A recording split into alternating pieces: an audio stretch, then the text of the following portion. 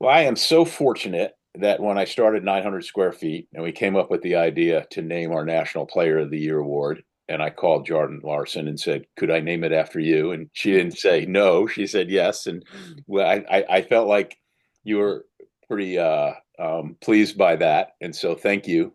And it's going to be a wonderful honor for some kid out there.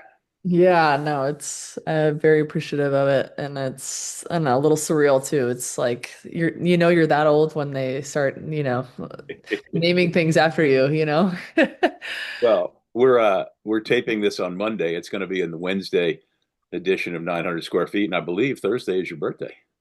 Yes, another you're young, that's for sure. Yeah. So, So yeah, early happy birthday to you. I appreciate it. Thank you. Uh, One of the reasons why this award should be named for someone like yourself and you is because you've not only done everything in volleyball, from all the four Olympic gold medals to winning a national championship at Nebraska to just being a great representative of the game in so many ways. And she didn't pay me for all that. I just did that.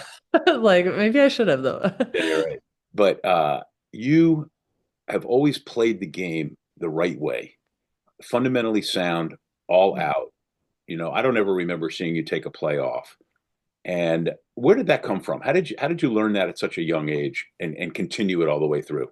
Yeah, there was one instance. I mean, I always felt like I was pretty self-disciplined. There was one accountability thing that one of my teammates kind of caught me in at Nebraska. I did one less bear crawl at the time, and she's like, "Jordan, how many did you do?" And I that thing sticks out to me of just like if I want to be great, like I can't try to find shortcuts. However, I think that there's when you think about playing volleyball all year round and trying to be good over time and being consistent, right? I think as athletes we aim for this thing of perfection, which it's can be demoralizing. It's just like if you try so hard to do something, like it's debilitating, And so I think that I found this way of like, okay, how can I just be really good for a long period of time? And what does that mean, like relative to exertion and working hard? Because it's like if you went like 100 miles an hour for a full year, you'd be burnt out. So finding this balance of like, where's work ethic? Where does it stand? And then how can I find this balance of skill and just performance?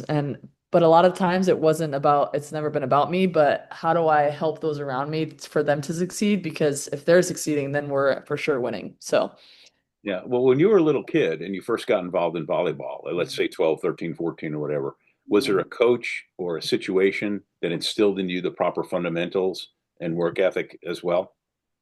I did grow up on a farm. Now, whether my dad thinks that I have like farm, like endurance, I don't know about that, but I think there is something to be said about seeing my dad and my grandpa going out. My grandpa on the other side also owned a dairy farm.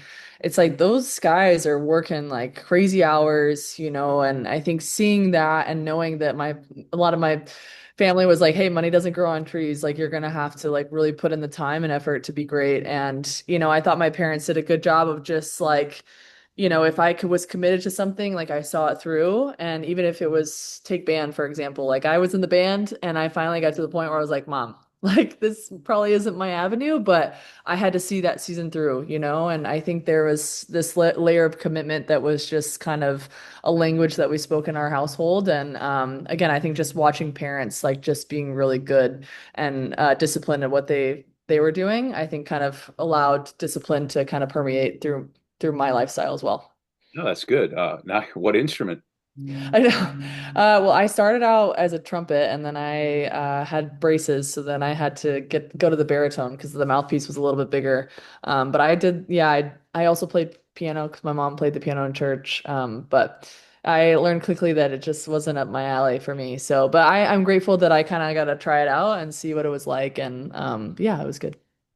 Volleyball took you to great places. I always tell people in sports, it's the places we go and the people we meet. And I know your best friends and the people you're closest to are because of volleyball. But you've also been able to play all over the world. Like if I had told that young kid in Hooper, Nebraska, you're going to play in Russia, you're going to play in, Turkey, you're going to play in Asia. And the last time you and I texted before recently, you had gone over to Asia for something, over some all-star game they Yeah. posted you for.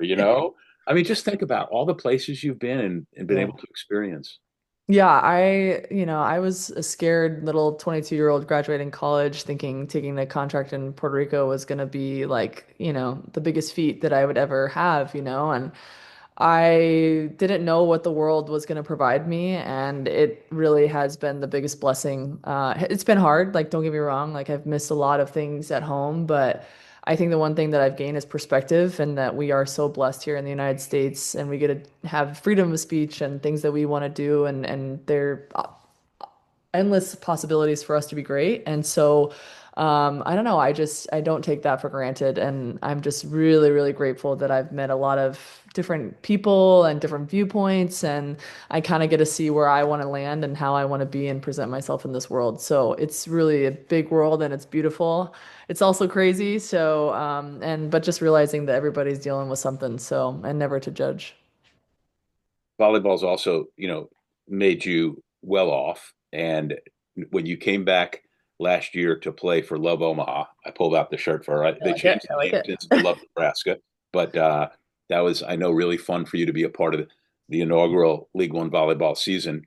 And now, with not only the name change to Nebraska, you're coming back for the second season as an owner player. What's that like? Yeah, yeah. It's as I look sadly that my career is coming to a close. I know that may shock a lot of people, but I think it's like time to look at like, well, what's next and what's coming. And I've really been kind of on the back lines a little bit of just the business side and learning more about I have friends that are entrepreneurs in the space, and so just learning about how to start a business and all the things. And so I don't know. It's definitely, I'm still learning. There's a lot to learn, but I'm really grateful that I've had opportunities to have a seat at the table, and the fact that just volleyball is just growing immensely, and just watching it kind of from the seat that I'm at and how I can continue to have an impact and what that looks like. Sorry, After the my dog is going crazy over here. I know I'm not supposed to be talking. Get down, get down. But this is real life, so might as well This give is the people what Win the they want. Bulldog, and if Win Exactly. comes back, we'll get another look at him, which we I were talking to know. him before this I video. know. He's nuts. Well, you might have heard mine bark because somebody Yeah. came by. Um, no, I lost your train of thought. I know. This is what dogs do, I right? had a really good question coming there.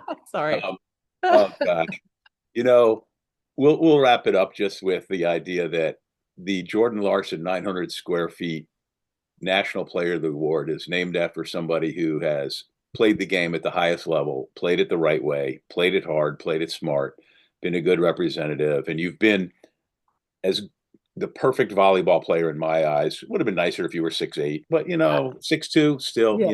Still decent size, yes. yes. And to your credit, and as you come towards the end of your career, you still maintain your physicality.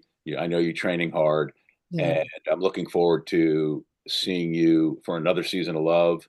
And I can't thank you enough for agreeing to be a part of this. It means a lot to me, and Yeah, it's going to no. mean a lot to the NCAA player who wins this award.